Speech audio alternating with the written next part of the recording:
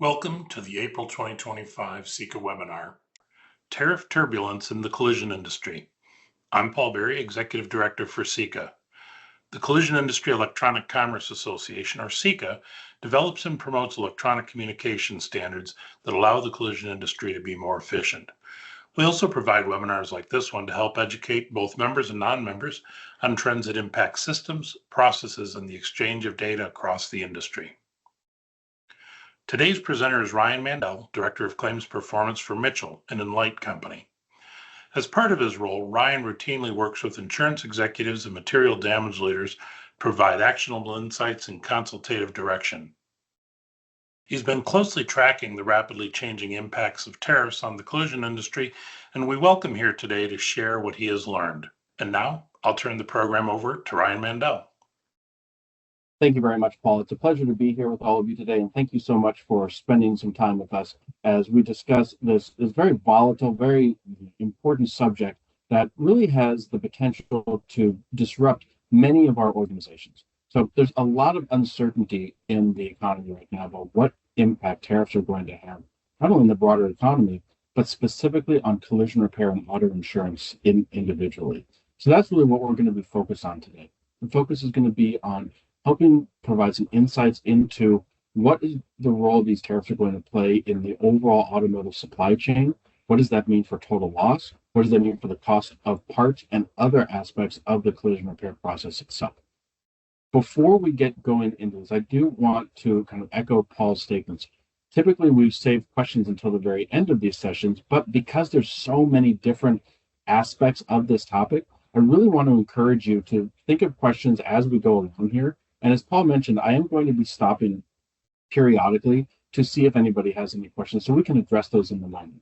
I know there's a lot of anxiety right now about what does this mean for your individual organization. So we do want to spend time addressing those concerns. You know, we may not be able to get to all of those questions, and if that's the case, then certainly happy to follow up with any of you individually after the conclusion of today's session. Before we jump into the content, I also want to just point out that, as I mentioned earlier, this is a volatile situation. There's a lot of change that's happening, sometimes, minute by minute, hour by hour. And really, this topic is filled with uncertainty. And there's been a lot of changes in the position of the administration, changes in the way that policies are being enacted and potentially enforced. So with that being said, just want to point out that the content you'll see today is based on information that we have available to us up until the time that this session was started. This can change on a dime, as we've seen many times in recent history here. We are doing this to really help provide some more clarity about how these tariffs are going to impact the industry, really what it means for whole vehicles and for parts specifically, and to provide you some insights into some ways that this could be quantified. Again, there's a lot of moving parts here, and some of this is open to interpretation. So what you're seeing today is our interpretation of the research that we've done on the specific topic, and with a heavy reliance on Mitchell data to help understand what are the quantifiable aspects that we can understand and we can look for moving forward. We are not here to provide you any sort of legal or financial or professional advice. Any changes that you are going to make inside your organization, as a result of the tariff policies that are being put into place, we strongly advise you and encourage you to consult with professional advisors, other sources of authority, and your legal counsel before going forward with any strategies. What we're going to look at again is looking at these insights into how these tariffs are being applied. We are not going to talk today about whether the tariffs that are being discussed and that have been implemented are good economic or trade policy. We're not going to get into the politics. That is outside of the scope of our control. It's really going to be focused on what does this mean for the industry and what does it mean for our individual businesses. So let's start out by just kind of looking from a very high view. What are these tariffs? What does the policy look like, and what aspects of the automotive industry do they apply to? So these tariffs are all being enacted under Section 232 of what's called the Trade Expansion Act of 1962. This grants the executive branch of the U.S. government the ability to reapportion trade arrangements based on threats that are perceived to national security. What this administration has deemed is that it would be an improvement to the national security of the United States if more automotive manufacturing was to take place domestically. And so that is really the genesis of where these tariffs are coming from. So these tariffs apply to whole vehicles that are being imported to the United States, a 25% tariff on whole assembled vehicles being imported into the US went into effect on April 3rd. Additionally, a 25% tariff is set to commence on May 3rd for auto parts, so individual auto parts that are being imported that are not necessarily a component of a whole assembled vehicle. What's important to note here is that with each of those, the USMCA, the United States-Mexico-Canada Agreement, which is the new iteration of NAFTA, is still in place. And we're going to talk a little bit more specifically about that and what that means for this overall conversation, because it actually narrows the scope of these tariffs quite significantly. Now, as I mentioned earlier, this topic changes a lot. The scope of these tariffs has changed dramatically over the last 30 days and can even change again. The U.S. Department of Commerce has already said that they have 90 days essentially to establish a process for possibly adding more parts to the scope of these Section 232 tariffs. So we're going to talk about what parts are included, what parts aren't. We're going to get into those specifics here in just a little bit. Additionally, April 2nd is when all of this new information really came about. On April 2nd, there was not any modification made to the raw material tariffs. So back in March, a 25% tariff was instituted on steel and aluminum raw material imports coming into the United States. Again, this remains unchanged, so that was not touched at all. So let's talk about the USMCA a little bit more detail. Because prior to April 2nd, it actually looked as if even goods coming from Canada and Mexico into the United States would face the full 25% auto or auto part tariff. That is no longer the case. So it's important to note that goods that are USMCA compliant will remain tariff-free with one caveat. The caveat being that the percentage content of a vehicle that is not USMCA compliant will be subject to tariffs. So the National Highway Traffic Safety Administration publishes data around the percentage of new vehicles and where content comes from different countries.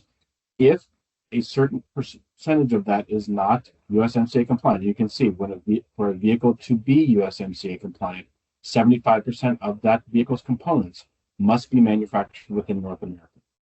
So even if it is compliant, that 25% that is not from North America would still be subject to the tariffs. And right now, the administration is working on what does it look like? How do they actually go about enforcing that? One of the key things that they need to be able to enforce that is looking at these certificates of origin.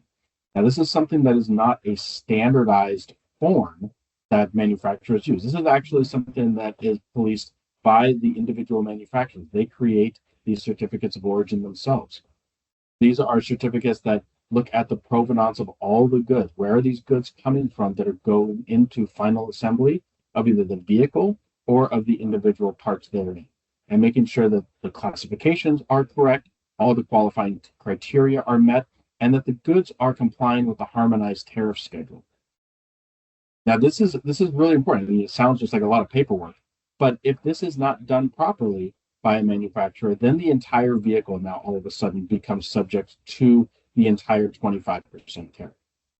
So you can look and say, well, what percentage of goods are USMCA compliant? If you look at parts, about 50% of imports into the US in the auto parts industry are compliant with the United States-Mexico-Canada Agreement. OEMs have really increased their footprint in North America over the past several decades. Some of the big ones you can see on the right side of your screen here: GM, Ford, Toyota, Nissan, and Volkswagen all do a significant amount of manufacturing work, not only in the United States, but in Canada and Mexico as well. And so in that regard, those goods will continue to move across those borders tariff-free, again, with the caveat that the percentage of content not from North America will now be subject to a tariff. So when you think about how this affects individual manufacturers, it's not as simple as saying, well, manufacturer A is a foreign manufacturer, and therefore they're going to be more exposed to tariffs. That is not, it's not that simple of an equation. Because as you can see, there are several foreign manufacturers doing a lot of manufacturing, both here in the United States and throughout North America. And it's also not even, you can't even just look at one manufacturer specifically by itself. You actually have to look at those individual models to see where there's more exposure to more foreign manufacturing to see what that impact looks like. So, but the takeaway here is really the fact that the USMCA remaining in place is a huge boost to our industry because it really does limit the exposure from tariffs on both vehicles and individual parts because of the fact that our supply chains throughout North America have become so integrated and there has been greater reliance put on the cooperation between these three countries over the last several decades. So this is the first point. I want to take a bit of a pause and just see, this is, we've kind of gone through an overview of what these tariffs look like, how are they being implemented, why are they being implemented. We're going to get into the specific impact on total loss, on repairable vehicles, and again, help quantify some of that. But I do want to pause here and see, does anyone have any questions about these policies in general and kind of the overall scope of these tariffs? Ryan, we do have a question. Can you let us know if any vehicle manufacturer is free from tariffs? That's a great question. And, the short answer is no. There will be some that are more greatly exposed, but there is not a single manufacturer that is going to be able to produce vehicles and parts completely tariff-free. Our overall, the supply chains throughout the world in many different industries have become extremely globalized, and the auto industry is no different. We see that manufacturers are relying on goods from around the world, and maybe even if they're manufacturing a part here in the United States, oftentimes some of the components therein of that part are being brought from around the world. And you might look at something like an ADAS sensor. An ADAS sensor uses a variety of different materials, including copper, ceramics, sometimes glass, in addition to composite plastics. Those can all be sourced from a variety of locations throughout the world and potentially subject to tariffs. So is there a manufacturer that is immune from tariffs? No, unfortunately, there isn't. Okay, thank you for that. Our next question regarding steel and aluminum raw materials at 25%. With the new 25% instituted, does that mean it is now 50%? No, it does not. And that's a very important distinction. And I think whoever asked that question, I'm glad you did, because that highlights some of the confusion about this topic, because there's not a lot of clarity around which tariffs are kind of additive on top of one another. Are there tariffs that stack on top of each other? In this instance, what you're talking about, no, there would not be a 50% tariff. And the main reason for that being that sheet metal components, from what we've been able to understand, the research we've done, do appear to not fall under one of the categories that is being tariffed. So we're going to talk about parts specifically here in a minute, so I don't want to get into too much detail here, but the research that we've done, it appears that sheet metal components like hoods, doors, fenders, things of that nature will not be incurring additional tariffs at this time. Okay, thank you. And does the USMCA exemption extend to the 25% fentanyl tariffs that are in play for Mexico and Canada? Yes, it would. As far as we can tell, it would. Okay, for the auto industry specifically. And our next question, how is the base tariff value determined? It's based on the wholesale value of the good. And that is something that is determined by the manufacturer.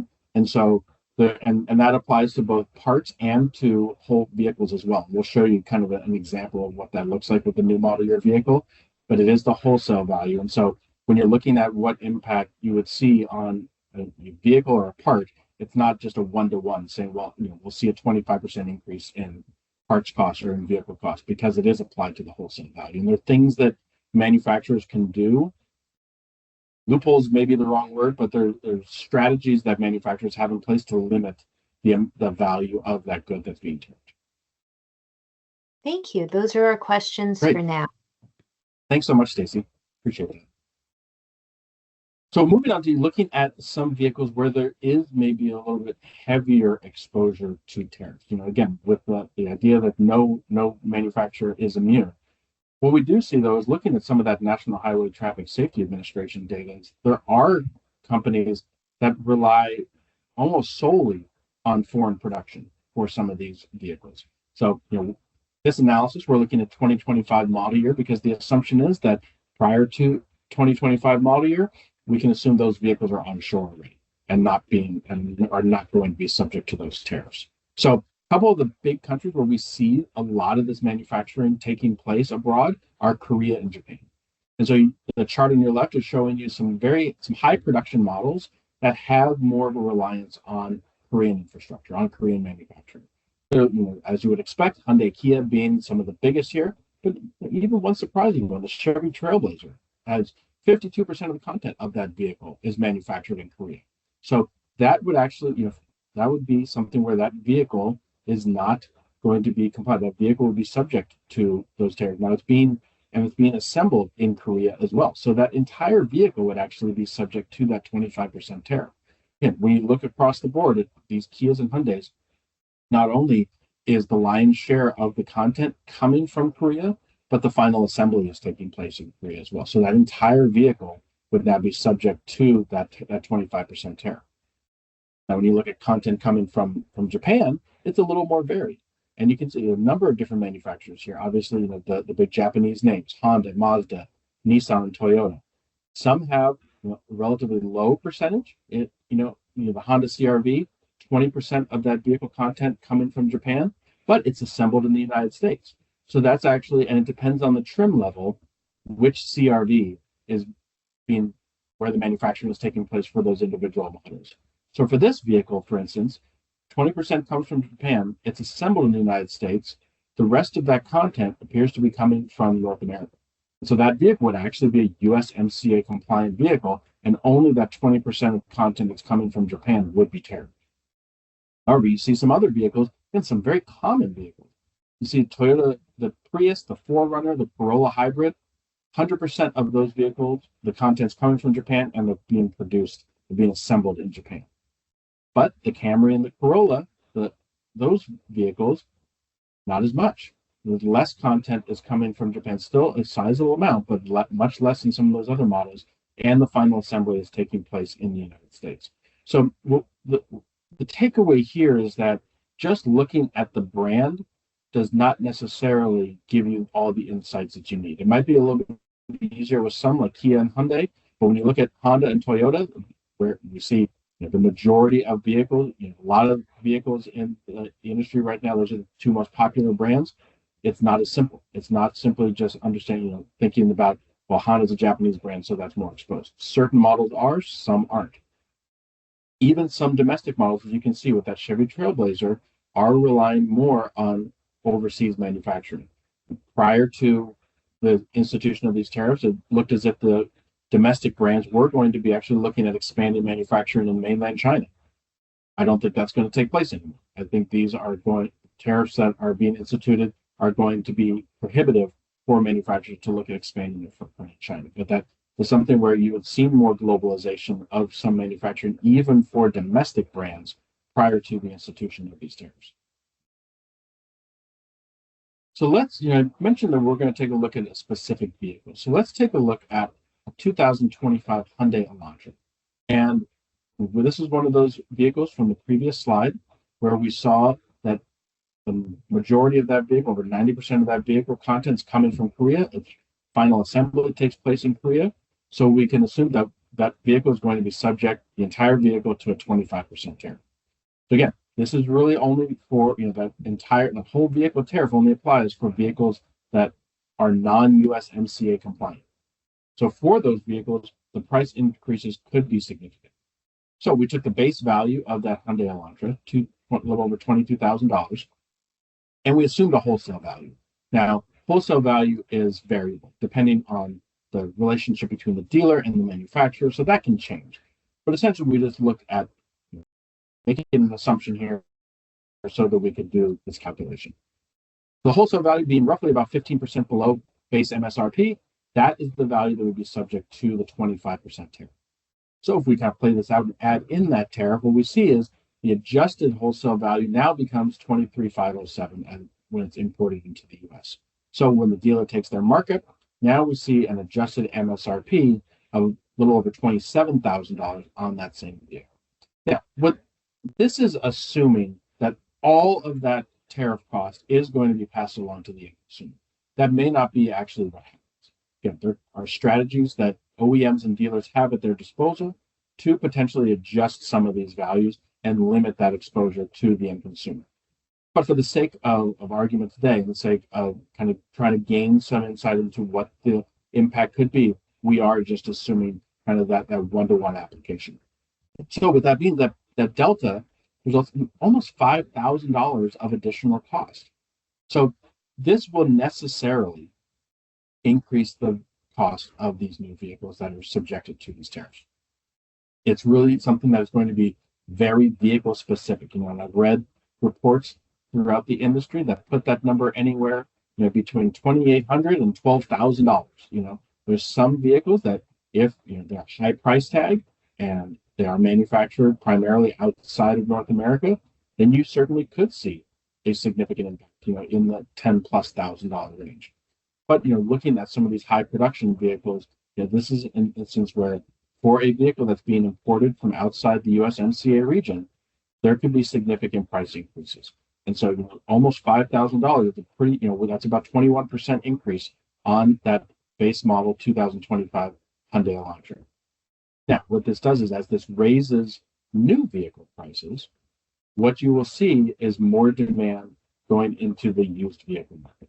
And this is something we saw during COVID, when there was reduced supply of new vehicles, people started to flock to that used vehicle market. And so a lot of studies that have been out there kind of trying to predict what that potential price increase could look like. One of the ones that we found shows that there could be about a 5 to 10% increase in used vehicle prices over the course of the next year. What we're already seeing is that right now, people are flocking to the new vehicle market to try to take advantage of vehicle pricing that does not have tariffs already applied. So what we can expect to see is that as the new vehicle prices increase, then people are being priced out of that market for specific vehicles. And so it will create more demand for the used vehicle market. And what we're also seeing is that a lot of manufacturers have announced that they will be reducing their production numbers. They're going to be producing less vehicles for importation into the United States. And so as that happens, then it's just simple supply and demand. As the supply weakens, then demand increases. That will create a situation where you see those used vehicle prices increase as well. As I mentioned, people are flocking to these new vehicles already to try to take advantage of the vehicles that are onshore that have not been tariffed. A report from Cox Automotive just showed that the average days of supply for new vehicles has dropped from 91 days in March to about 70 days in April. Essentially, consumers kind of looking at this as getting the vehicle at a discount before the vehicles go up in price. So that consumer activity could actually accelerate some of the trends that we see around changes in the used vehicle market. Important to note, though, however, we're looking at impacts to, say, total loss market values. What we can expect is that there's going to be a bit of a lag, because most insurance carriers are looking at historical data between 30 and 90 days to be able to get comparable vehicles that they can use to base the total loss market value on. So it does take some time for that to actually show up in the data. Total loss market values have been flattening for the last several months. So we would expect more of a flattening trend to take place into the summer, and probably as we get closer to the middle to end of the summer, we'll actually start to see the effects of some of these tariffs, if indeed they play out the way we're thinking. So I want to pause again, just so we've kind of gone through a little bit more specific data here. I want to pause and see if there are any additional questions based on what we've covered here in the last few slides. Thanks, Ryan. Our next question is, if consumers are priced out of purchasing a new vehicle and can only afford a used one, how much is the average age of vehicles on the road expected to go up? Yeah, that's what we saw a little bit during COVID, is that, as people were kind of holding on to their vehicles longer because they were being priced out of that market, the average age of their vehicle did increase. We saw it increase, to about 12 and a half years in the US and about 9.5 years in Canada during that time.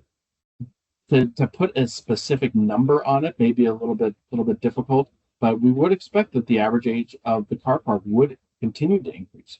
I think people would spend more money on maintaining a vehicle as opposed to replacing it. I think that makes, you can make the case that, a lot of consumers are financially strapped these days. And if we look at the potential fallout from the broader tariffs that are being imposed across many different industries, there is the potential that could affect, the price that people are paying for goods in their daily lives. And so that puts additional financial strain on families. So there definitely would be a scenario where you would expect to see people holding onto their vehicles longer and waiting for, especially as there's so much uncertainty about how long tariffs could potentially be in place, waiting to see if there's a better time to purchase a replacement vehicle on a later date.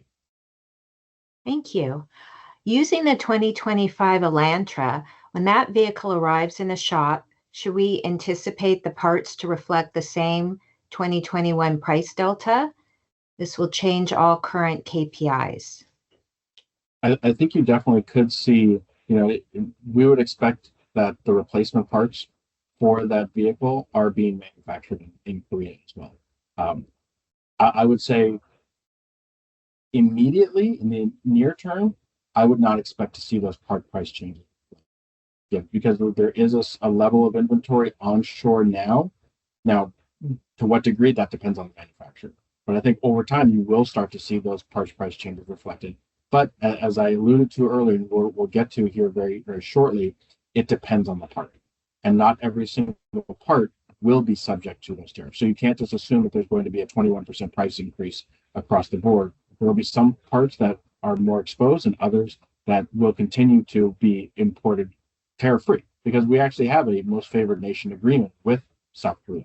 And so the parts that are moving tariff-free, you should not see any adjustment in the pricing of those parts. You would see, maybe not for the 2025 launcher, but for qualifying vehicles that are several years old, where you're able to use aftermarket parts. Those aftermarket parts would also be subject to these tariffs that are in place. It's not just on OEMs. So again, depends on the specific part type, which we'll cover here very shortly. Thanks for the explanation.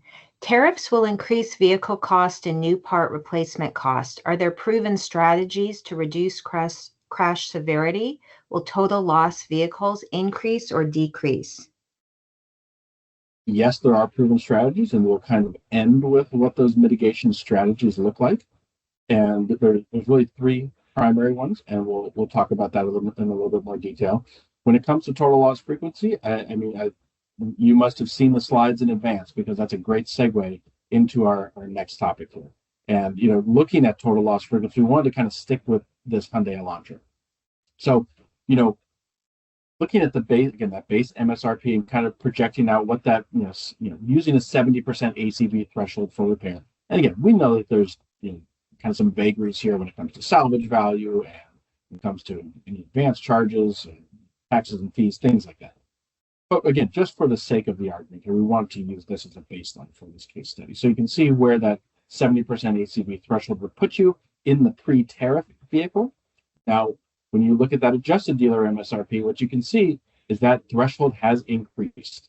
You see that 70% threshold has increased by almost $3,500. So that gives you a lot more room to fix that vehicle. So our prediction would be that over time, as we start to see more of these vehicles that have been subjected to the tariffs, where the price does go up, then we would expect to see a reduction in overall total loss frequency, roughly between about 1 to 3 percentage points. This is really a factor of a couple of different things going on. The fact that the new vehicle price is going up, in which, again, will trickle down to the used vehicle price. So that used vehicle price will continue to go up. The reason why this number is not higher is the fact that cost of repair will also go up, though not to the same degree, but you'll also see an increase in salvage returns. You'll see an increase in demand for salvage vehicles, for a number of different reasons. Number one, because of increased activity for the rebuilder market, as well as increased demand for recycled auto parts. And kind of a little bit of a spoiler here, that is one of those strategies that's available to mitigate the exposure to tariffs, is the use of recycled parts. So as there's greater demand for recycled parts, then that would create more demand for the salvage vehicles themselves. And that's where you would actually see, I think, the salvage value increasing. So when you look at total loss frequency, really what this does is drive more of these vehicles into the repairable channel. Now, again, this is going to change depending on the specific vehicles. Are you going to see an increase in total loss frequency for a 2015 Hyundai Elantra? You certainly could, because again, the used vehicle market will be impacted. Is it as big of an impact as for maybe a newer vehicle? Potentially not. So again, it's going to be vehicle specific, but there is a bit of the concept of a rising tide lifting all boats in this scenario, where it similar to what we saw during COVID, where we saw reduced production, reduced supply, and more demand going for these vehicles. Total loss frequency, if there's an inverse relationship between market values and total loss frequency, and that was partly why we also started to see, in addition to a number of other variables, some of these backlogs in the collision repair industry. More volume was flowing into that channel as opposed to being written off as total losses. So we would expect that there's definitely a possibility that could happen here in the current environment. Probably, again, more of a 3 to 6 month time frame for that to start happening, but definitely without a doubt, a possibility.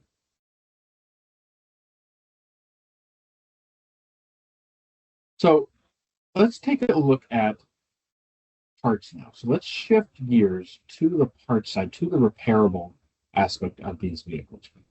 So as I mentioned, not every part is subject to these tariffs.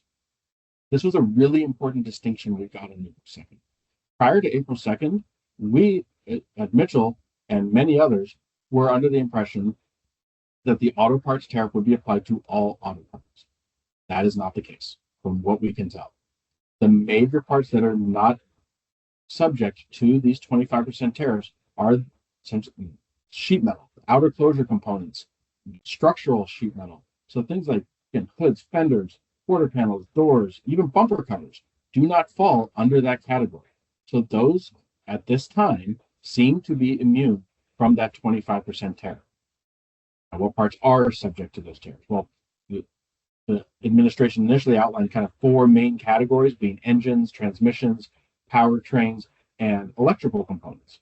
They have since expanded on them, provided a little bit more granularity in terms of what that means. There's also kind of this miscellaneous category, which involves what they call a lot of safety components. So let's go through each of these little by little, and then I'll pause at the end of this for any additional questions.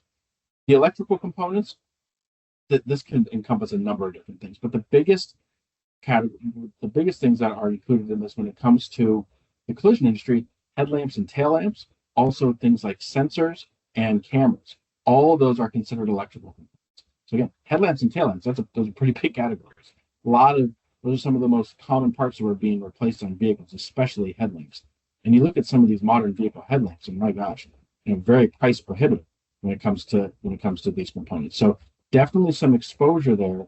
Again, only for those parts that are being imported outside of the USMCA. And even when we look at parts, USMCA still applies. So if a headlamp is manufactured in Mexico or manufactured in Canada, those parts will continue to move into the United States tariff-free. So that is a very, very important distinction. ADAS components would fall into this category. As I mentioned, I think sensors, the cameras, anything involved in that ADAS system, wiring harnesses, would all fall under this category. Again, they use a diverse material set that comes from around the world. So there's a couple different points where even if a part is manufactured domestically or within the USMCA, there could potentially be some exposure to some additional tariffs because of the raw materials. Again, so ADAS components being imported from outside USMCA would be subject to these tariffs, and these safety components. The safety components is a pretty broad term. This, as we've seen some additional clarification from the administration, would include things like airbags, seat belts, bumper reinforcements and absorbers, not bumper covers, but just, again, the safety aspect of the bumper, windshields, steering suspension, air conditioning components, falls more into the miscellaneous category. Those are all subject to these new tariffs. Windshields is a big one. We know that a lot of windshields, especially in the aftermarket, are coming from mainland China. So again, all these different components will be subject, but the sheet metal components will not. And that is, I can't emphasize enough how big of a deal that is, that the scope was narrowed to not include those, because that really does actually negate some of the cost increases that we were previously looking at.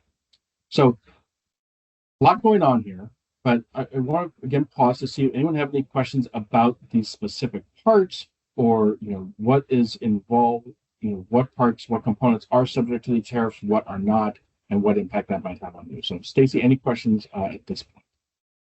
Yes. Assuming all tariff plans proceed, do you anticipate part supply chain issues to be like what we experienced during the COVID-19 pandemic? It's definitely a possibility. And I think the reason for that being, one of the reasons why we saw those supply chain issues during the COVID pandemic was because of not only shutdowns that were taking place in manufacturing centers as a result of COVID itself, but also because of economic uncertainty and an uncertainty about what was the recovery going to look like? When was there going to be increases in demand? When were miles traveled going to recover? And while we don't face those same kind of questions today, we face other ones. We face questions about how long will these tariffs be in place? Is there going to be a reduction in demand for parts as these tariffs are continue to exist? Will there be, I would imagine, and we've already seen early signs of this, that manufacturers will actually reduce levels of production and levels of importation as a result of this, because they're kind of waiting to see what is the fallout going to be, where's the dust going to settle. But additionally, I think what you're also seeing is the fact that these companies, as they look to maybe shift some of their manufacturing to the US, there could potentially be a lag in production that takes place as those strategies go forward. You can't just start up a new manufacturing facility overnight. This is something that takes years to happen. So there could potentially be disruptions as some of that work takes place over the coming years. So this may not just be a short-term issue. There may actually be some longer-term lasting impacts because of the potential shift in where manufacturing takes place. Thank you. And in regard to total loss market values, are you saying that this change by carriers is likely to not occur until July-August time frame? Is this also then a fair assessment of when part price impacts changes will start to get applied as well? I think we will start to see the impacts closer to that time frame. Again, there's some unknowns here that could change that time frame. But yes, I would predict that that's really when we will start to see more of the impact from parts changes as well, primarily being that we still are a few weeks from when the parts tariffs will potentially go into place. And again, knowing that there is inventory that is onshore, we can assume that is going to get worked through first. There is a potential that we actually could see the parts impact prior to the whole vehicle impact, simply because of the manufacturing strategy that OEMs employ, being that it's a just-in-time model, much more dynamic. Dealers do not carry as much stock onshore as an aftermarket provider would that uses the just-in-case manufacturing model, where you might see 5 to 6 months worth of inventory onshore. It is not the same for an OEM. They do rely much more on a much more dynamic model. So July, August, potentially, I think that's probably a safe bet. You could see some parts impacts depending on the manufacturer, maybe a little bit. Okay, and is it assumed that new cars that are not subject to the tariffs should experience similar price increases? Or is there enough of the market not subject that the strategy would pose a risk outside of a reasonable threshold? There's definitely that possibility. Again, we saw some of this during COVID as well, where it was, some dealers were adding kind of, these premiums on top of the MSRP because of the fact that it was a vehicle that was available. I don't know that we'll see it to the same level. I think that we'll see those manufacturers that maybe don't have the same level of exposure to tariffs look to capitalize on their more aggressive price or on their more favorable pricing to consumers. That's the strategy that I think is more likely to occur as opposed to trying to capitalize on a price premium because of the given environment. Thank you. We'll save the remainder of questions for the next break. Thanks. Great. Thank you so much, Stacy. So what does this all mean? So when we boil this all down, like what does this mean when we talk about the cost of repair? Okay. So what this means is we definitely expect cost of repair to increase. So to understand, what are the impacts of per repairable claim of the steel tariffs, of the aluminum tariffs, of the parts tariffs, we had to make some assumptions because we simply just don't know a lot of the vagaries of the trade relationship and the manufacturing systems that are in place for these different manufacturers. What we know is about 50% of imported parts are USMCA compliant. And again, we know that certain parts are not going to be subject to these tariffs. We also know that the US really does not import a lot of steel. And primarily manufacturers that are manufacturing vehicles in the US prefer domestic steel. And they prefer domestic steel because of the fact that there are higher quality control standards in place. There's higher levels of regulation for steel that's manufactured in the US as opposed to other parts of the world. Now, we import more aluminum to the US than we do steel. We just don't have the bauxite reserves that many other countries do. So you can see we use just some of these data points that are out there in the industry to make some of these calculations for what will be the increase in cost of manufacturing for domestic steel and aluminum. That's really kind of what we're looking at that goes into the automotive industry. So the numbers on your right are an estimate. This is by no means the end all be all official position of Mitchell for what the cost of repair increase will look like. This is, again, just trying to look at some of the data points that are out there and come up with some kind of a benchmark based on that and based on the percentage of parts that are being imported outside of USMCA. So when you look at all this, about $20 per raw material increase in the cost of repair, this really just goes to the increase in manufacturing those collision replacement parts that will trickle down to the part itself. As the input costs increase, then the final product cost would increase as well. And then looking at those electrical and safety components and quantifying that, we see almost $50 increase based on the increase in costs for those specific parts. It's important to note this is trying to project these costs across the board, not on an individual vehicle level. If you have that Hyundai Elantra or a similar vehicle where all those parts are being imported, you could see a more outsized impact. But looking at trying to project this across an entire book of business is really the point of this exercise. So we do see, this amounts to about $88 in additional costs that's associated as a result of these tariffs purely based on parts. What you don't see and what is not included in any of this analysis is an increase in other inputs that a shop faces, such as paint and materials and other consumables such as abrasives like sandpaper. We would expect to see that there will be an increase in the cost of those goods, especially because mainland China is one of the primary suppliers of many of the abrasives, of plastic body fillers, also of many of the isocyanides that are used in paint formulation. So those costs will increase over time. Again, not included in this specific analysis here today, but that's another variable that we would expect to see where there could definitely be an instance where those input costs are increasing, which would potentially cause shops to seek out higher labor rates for paint materials specifically as those input costs increase. So what does this mean for overall? So where does the rubber meet the road here? As someone asked a question earlier about supply chain disruptions, and we talked about severity. Well, both are poised to increase. One of the things that we talked about reduced total loss frequency, we would expect what that also means is that those higher dollar repairs that were being written off those higher dollar estimates that were being written off before are now getting fixed. So those are now getting repaired as opposed to being written off as a total loss. So when you combine those higher dollar estimates with the parts cost estimate that we were just looking at, we're talking about a potential severity increase of around 4% just based on these trends alone. Now, again, that could all change, but looking at those numbers, and essentially, we look at the total loss frequency change, what that means for adding those vehicles back into the repairable channel. Essentially, what we did is took vehicles where the estimate on the total loss was between about 70 and 85% of the vehicle's ACV, and took about 50% of those and put them back into the repairable chain. So that's how we arrived at that number.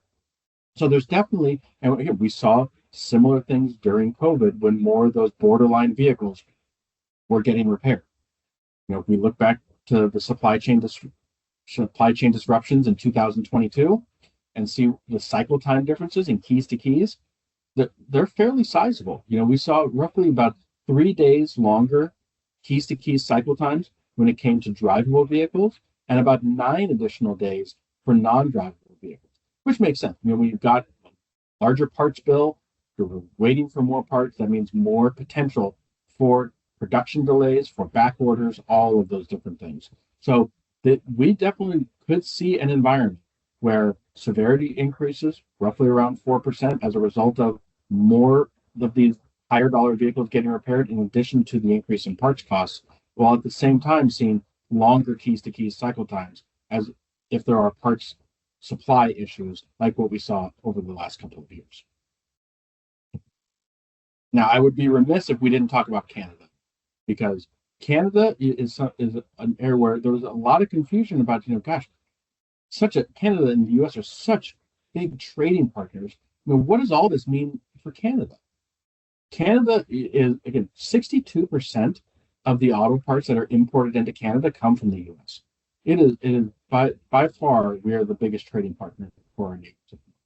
So we want to do a similar analysis based on some of that trade relationship between the US and Canada, especially when it comes to raw materials.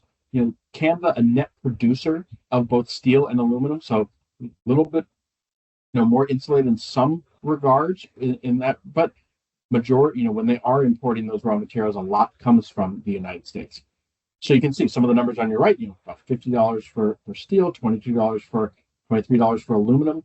Now, why are those numbers a little bit higher than the US? Because the tariff would increase the goods being manufactured, both in many different places. So goods being, parts being manufactured in the US and then also in Canada as well, because sometimes, some of that steel is already being tariffed when it comes into the US. So you'll see on the bottom here, for parts, it's to be determined. Now, why do we not have a number for a potential parts impact? Well, the reason is that Prime Minister Carney in Canada made an announcement about a day or two after the most recent information came out from the Trump administration, stating they will not be tariffing parts coming into Canada from the United States. There will not be an additional tariff on those parts. So that's a big distinction. That's a big benefit for the Canadian market, that those parts will not be subject to an additional tariff. What is not clear is if goods stop in the United States first and then continue on to Canada, will there be a tariff assessed? It depends on the process for how that will work. So if a good if a part is imported from Europe, let's say, into the United States for eventual use in Canada or distribution in Canada, just so long as that part does not go through an official importation process in the US, then it will travel onto Canada tariff-free. Essentially what that means is it has to stay in a bonded warehouse for a certain amount of time. It can actually stay in that, if it's in a bonded warehouse, up to 5 years before it can be subject to those tariffs. But the takeaway is it depends on the process. It depends on what that supply chain looks like. It depends on how those goods are moving about throughout that entire system.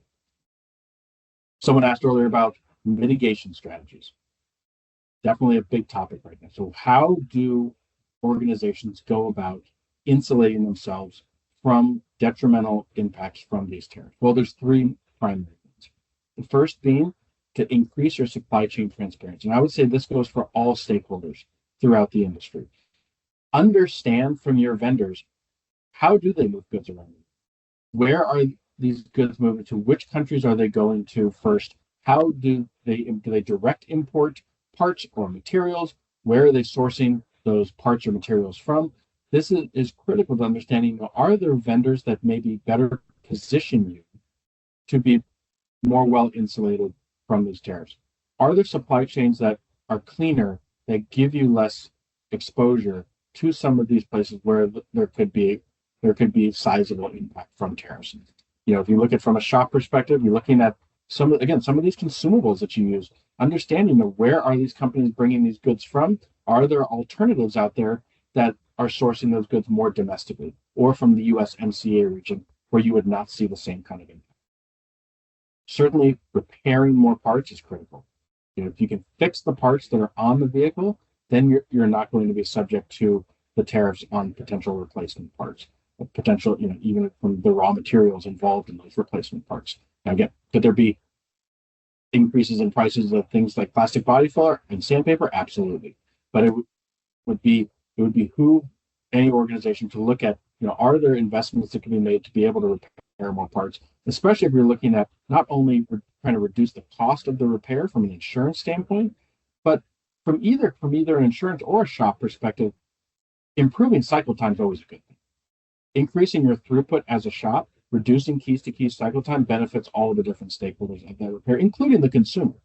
And so if there's a repair that can now take place in a safe and proper manner, then that is a fantastic outcome. And it has even more value in this current economic environment. The utilization of recycled parts. Recycled parts, clearly they're sourced domestically from domestic salvage vehicles. They are dismantled domestically. They're not crossing borders.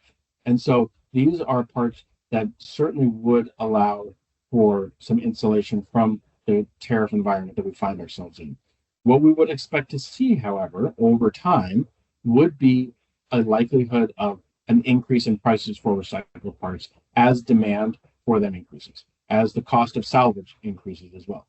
Oftentimes, these parts, the prices are indexed to an OEM version of the part. So if there's a part that's on back order from the OEM, then you would definitely expect to see that there would be an increase in the recycled version of that part because there's less competition from the OEM provider.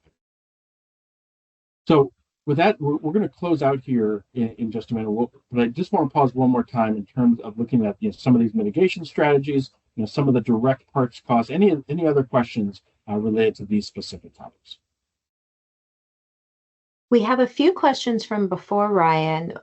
The first is, wouldn't the weakening dollar against key currencies increase salvage values as well? And if those values increase, wouldn't that tip more vehicles to total rather than be fixed? Well, I think you definitely have a great point there. And it certainly can compensate for some of that. So if we look at that Hyundai Elantra, right, where you've got, $5,000 more in MSRP, roughly $3,500 more to fix the vehicle. Is that salvage value going to increase on that vehicle by $3,500? I don't think so. So I think that's why we didn't have a larger impact in terms of total loss frequency increase because of those value rises, because of exactly what you're saying. Because we would expect to see a mitigating factor from the increase in salvage value. So that's why only a portion of those would be going into the repairable channel, as opposed to just saying, well, anything, in this specific instance where that falls in terms of that percentage of ACV would fall into repairable. I think there definitely will be a counterbalancing component that results from an increase in salvage values. And we had a question from before. What are the tariff rates on aftermarket parts imported from China? Is it 25% or are reciprocal tariffs stacked on top? No, that's a very important classification. It is 25%. So because it is from an industry that has been singled out, it is not subject to the over 100% tariff rates that are being thrown out for other Chinese imports. So, and it's also important to note that the majority of aftermarket parts come from Taiwan, which is treated separately than mainland China.